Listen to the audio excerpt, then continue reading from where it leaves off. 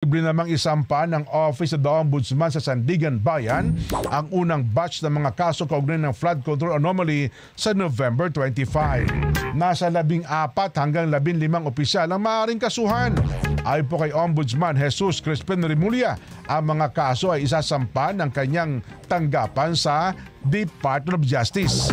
Ang mga flood control projects sa Bulacan nakasalukuyang nasa ilalim daw po ng preliminary investigation ng DOJ. Karamihan dito kinasasangkutan ng mga district engineer ng DPWH sa ilalim daw po ng salary grade 25 at pababa. Isiniwalat sa karagdagang investigasyon na mayroong isang mas mataas na opisyal na posibleng kasuhan sa Sandigan Bayan.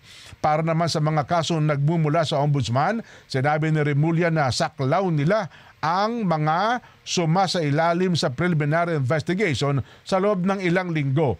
Kasama na ang mga flood control projects sa Oriental Mindoro na ipinatupad ng private contractors sa SunWest Incorporated. Sa unang interim report na pinadala ng Ombudsman, hinimok ng Independent Commission for Infrastructure ang Ombudsman na tukuyin ang mga naangkop na kaso laban sa 18 pampublikong opisyal, kabilang si resigned ako Bicol Party List Congressman na si Saldi Co, na co-founder ng SunWest. Kabilang sa mga kasong isasampa ay bribery, indirect bribery, malversation of public funds at falsification of public documents. Tumanggi naman si Remulla na kumpirmahin kung may mga senador sa unang batch ng mga kakasuhan.